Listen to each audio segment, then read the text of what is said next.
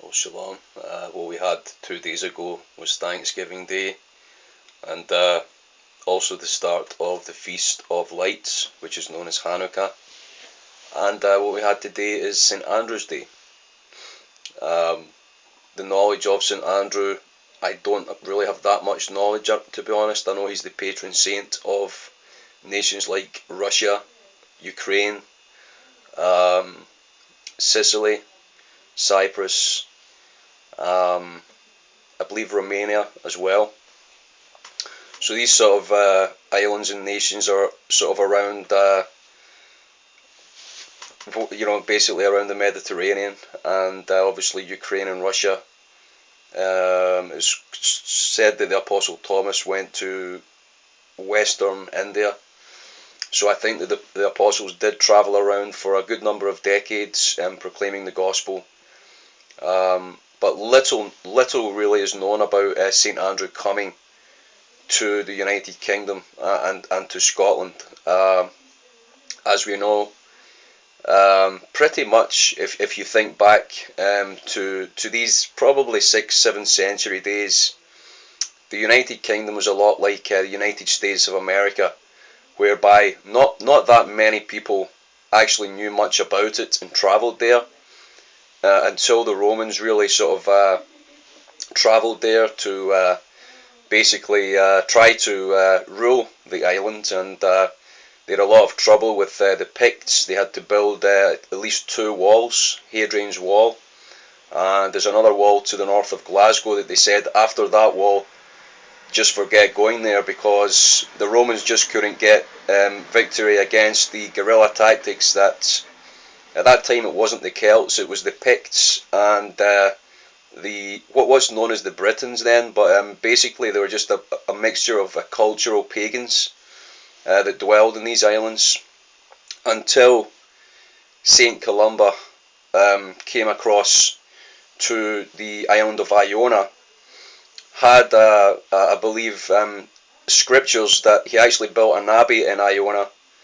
The name of Yahweh is actually still there in Iona's abbey, but the Catholic Church did take over that area around about, I think it was just around the 9th or 10th century. But there is obviously a very, very long history in Scotland. You're talking spanning about 1800s, 1700 years. You're talking a very complex history. But I believe that the Scots, who actually came about probably around about the 10th century, before that it wasn't called Scotland, it was just Caledonia, and there was different names for it then. But basically it became Scotland after about the 10th century, when the king of the Caledonians actually united with Iceland and other Nordic nations such as Norway, and fought against the very up and coming tribe called the Angles at that time.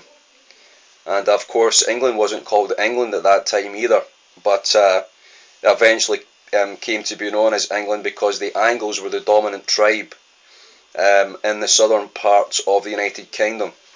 So United Kingdom is very much back then like the United States has been for the past 200 or 300 years. Many different peoples actually colonising the island, fighting for territory on that island, and it is a very, very interesting history. A lot of people can't really grasp the deep history in the United Kingdom.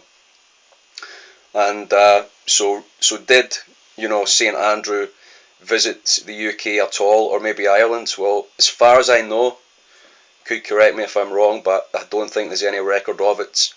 But certainly the patron saint of the Scotland at least, and possibly the whole United Kingdom as far as Christianity goes, I think should be St. Columba.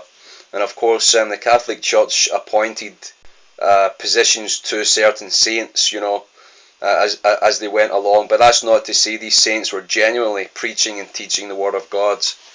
And that at least I know the legend of St. Columba, and I've gone over the story about the Gaels and the Picts having some kind of religious battle that went on for 3 days, and where the actual Pictish king relented and accepted the God of the Christians, the God of the Gaels, okay, who were actually Christians at that time.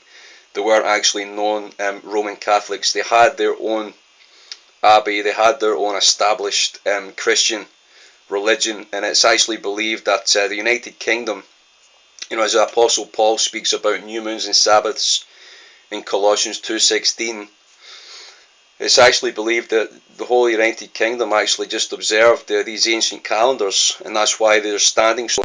Basically telling farmers and so on dates of the seasons, when seasons would have started, and for various other reasons. But that's basically why many of these stones were erected.